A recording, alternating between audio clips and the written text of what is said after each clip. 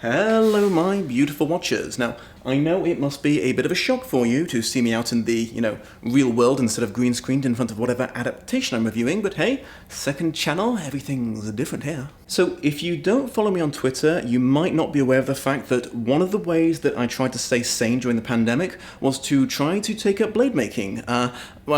I would love to say bladesmithing, but I only have access to a garage, and my HOA did not jump at my request to install a forge here. So, I've had to content myself with just like wall-hanging quality replicas rather than anything you would actually want to take into a medieval battle if you somehow found yourself in one. I've had some success with knives so far, the best of which being this replica of the dagger of Amon-Ra from the game of the same name. It's an old murder mystery RPG, point and click. My good friend Pushing Up Roses really loves it, so I made this for her. Fuck me, it's really fucking hot out here. Why did I move to California? I've decided it is finally time for me to attempt to make my first sword, and I've decided that, assuming it comes out okay, I'm going to gift it to one of my patrons as, a sign of appreciation for all their support, because it really does mean the world to me. I will talk about how I'm going to choose who I pick right at the end. Couple of things before I start.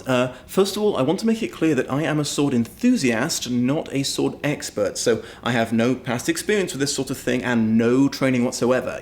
All that I know about sword making comes from watching every episode of Forged in Fire, so, adjust your expectations accordingly. Secondly, I do have every intention of adhering to as much health and safety as possible during this process. If you have more experience than me in metalwork and you clock me doing something dangerously wrong, please believe me that it wasn't intentional, and do feel free to let me know in the comments. Okay, let's do this. Okay, so first up the planning section, which for me just means drawing pretty pictures of it. As you can see, I have, like many amateur sword designers before me, not been able to resist the urge to make it more than just a straight blade, even though that really is the most effective look for a sword. But it has always driven me mad in fantasy weapons when the blade tapers inwards at the very bottom towards the hilt, because that is actually the point where it has to be the strongest. That's, no matter where you hit something or get hit with the sword, that is the point that's going to absorb the most shock. So my solution was not to taper inwards, but to flare outwards. So I got a bit more shape to the blade without sacrificing strength, hopefully. It does nothing for the practicality of the sword, but, The vague plan is to make a 21-inch blade with a 6-inch handle, making a 27-inch sword overall. So a short sword. It's almost certainly going to end up being a little shorter than that, because I suspect I'm going to end up shaving a little something off the top at the back if I haven't quite got the measurements to line up. So I'm cutting the metal down to the right size here, and as you can see, I have mastered the technique of using the angle grinder to blast sparks directly onto my crotch. Wow, that is kind of hard to look at now. As you can see, I get a little bit better at it later, but I'm still mostly shooting it at myself. Shaping the point of the blade here, this is usually something that you would definitely want to do in the forging stage. The more metal you can keep in the blade, the stronger it is, where you can also put a finer point on it. So I started to cut out the tang from the rest of the blade, but then I realized that it really looked off-center, and yeah, I had in fact cut this off-center. So it wasn't quite too late to change it. I was just going to have to make a slightly thinner tang. So, I had to erase the old one and draw it way more carefully. You can see me drop my pen here, and then immediately drop it again, because I am ridiculous. Yep, so cutting out the tang here. As you can see, slightly better at controlling where the sparks are going. Just took an awful lot of patience, which, for a guy with the ADHD, not something that comes naturally. But yeah, this is the progress so far. As you can see, it's a bit rough, but there's the basic shape of the sword. And it's very hot, actually, as I discovered there, like a fucking idiot. Yeah, good job, buddy. So just smoothing the rough edges off the tang here. The angle grinder is very effective, but it is not a neat tool. And here we hit the main feature of my sword making process, grinding the shit out of this thing on my belt grinder for hours and hours. I think if I was to do this again, I would probably spend a bit more time using the angle grinder to shape the sword, cut off as much metal as possible with the rough but fast grinder, and then coming into the sander belt grinder at the end just to do the fine tuning. So, first thing learned. By the way, I know you're really not supposed to use gloves when you're using a belt grinder, but this much friction causes the metal to get so hot so fast. I literally could not do this without some sort of hand protection. And the model that I bought, I got specifically because there's no secondary belt pushing it. There's no cogs or wheels. It's all the spinning stuff is predominantly internal, so it's a lot safer to wear gloves around it. But, you know, you just kind of have to pick your poison eventually, because, yeah, I'd burn my bloody fingers off within seconds without gloves on. It is super satisfying to see the blade slowly take shape this way, but it creates a lot of iron dust, and, you know, just takes forever. So yeah, I'll just give you a moment to enjoy seeing me do this at a variety of sexy angles. Oh yes. So again, sword's taking a bit more shape here. Next, I started grinding the before-mentioned flares into the bottom of the blade. I sort of flip-flop on my decision here, because I sort of decide to make it a bit more of a gentle taper into the length of the sword, and then the very next day, I changed my mind and went back into the more sort of distinct curve at the bottom. Also shaping the tip, and oh gosh, you can see the metal burning here. I think that was a sign I should have changed the belt on the sander quicker, just generating a lot of heat that it shouldn't be. So here you see the beginning of my inevitably fruitless attempt to get the metal to turn smooth and shiny by sanding it with progressively finer sanding paper. No matter what I did, I just could not get this bloody thing to stop being rough as fuck. I tried using a regular sander for a bit, because I thought that would be a bright idea, but no, that just made it so much worse, so I had to go straight back to the belt grinder. So as you can see, not very smooth, but definitely shinier, and that's always good. Then sharpening the motherfucker, I regret to announce that I could not in good conscience put a cutting edge on this thing, plus I think that would mean I was technically dealing in deadly weapons, and I think that radically changes the law about sending these things in the post and stuff, so yeah, you're not going to be able to cut anything with this thing, it's just going to look very pretty. I decided to go with a disc hilt, which I know is not, well, probably not the kind of hilt you would expect to see on a sword like this, but, you know, my design, I can go a bit nuts with it if I want. Man, look at all those sparks. I keep a fire extinguisher, in fact, I keep several fire extinguishers in the garage at all times, because, yeah, do not want to tempt fate on that one. So I'm using a rotary bit to try to carve the gap in the middle for the blade to go through, and shockingly, it is not going so well, because it's really fucking hard to cut metal. Eventually, I managed to get the hole big enough that I could get a file in there, and decided, fuck it, I'm just going to do this thing by hand. You can hear me listening to the OSP podcast here, I think. So yeah, for a little bit it was just, you know, widen it a little bit, see if the tang will fit through, widen it a little bit more, and after a while I got bored and decided, fuck it, I'm going to hit it with a hammer until it fits. And then it did! Huzzah! A little bit of extra fine tuning at the bottom there to make sure both sides of the bottom of the blade just above the tang are even. So the handguard will be perfectly horizontal. And then I got bored and did it with the sander. Ba-dum-ba. So now I'm just using a bit of faux leather that I bought forever ago to make... Oh shit, what do you even call that? That little thing that's just above the hilt that stops the thing from rattling in the scabbard. That thing. Now begins the construction of the handle. This wood is way, way thicker than I need. I just didn't have any smaller pieces lying around at the time.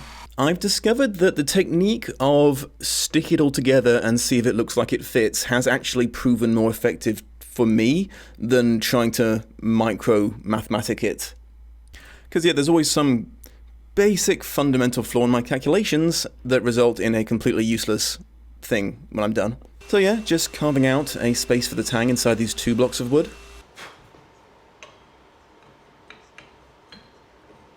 Ah yeah, that's the perfect fit.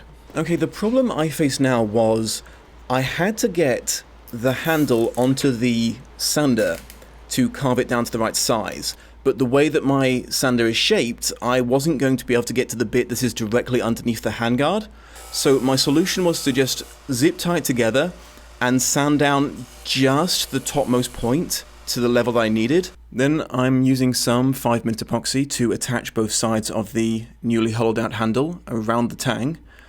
This shit really is like incredibly strong, like holy shit, like once you mix this shit together, I have not found any way of getting this shit apart. Obviously if this was a real sword that you're going to take into combat, you would want to put like a pin through the wood into the center of the tang, but you know, as I've said, this boy is just for show, so just clamping it down. That naughty boy needs to get some clamping. So now that all the grinding is done, the next big thing is shit tons of sanding, and as you can see, it is even messier than before. So yeah, just basically slowly carving the handle down to something that's going to fit my palm. You could like put a leather wrap around it, but I decided to go for just like a solid wood look. So next stage, which is even more sanding, as you can see, I'm scratching the shit out of that blue, beautiful handguard that I put so much work into. So that's something I'm going to have to resand down later, because I'm a fucking idiot. And then we move on to the dremeling, which is basically just more sanding. Yeah, there's a lot of sanding involved here. But hey, you know, to mix it up a little bit, there's more sanding after that. And hey, what do you know? Hey, it's an actual sander. So that's new. That's exciting. So here's the actual fun bit. I decided to add a happy snake to the handle. So just drawing the bad boy on first. Some fine snacker skills there. I'm very proud of that. Then yeah, go Dremel engrave the bad boy very, very carefully.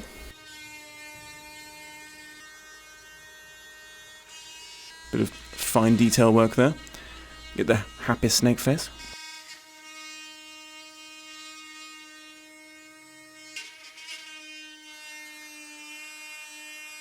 And there you have it. This is now the Happy Snake Sword. That's the best fucking sword name ever.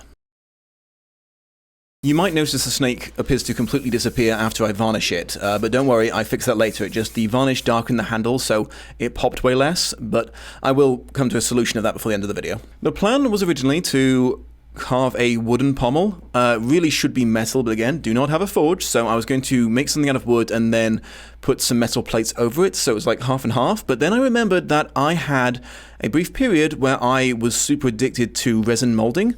And one of the things I tried to make was these dragon heads that were going to go on little shields on the wall, but I made a ton of them and then kind of lost interest in it before I finished any of the art projects, so I realized that now one of them gets to be a cool pommel, making this the Happy Snake Dragon Sword. Briefly had to dive back into the world of sanding everything for hours to make it fit the handle.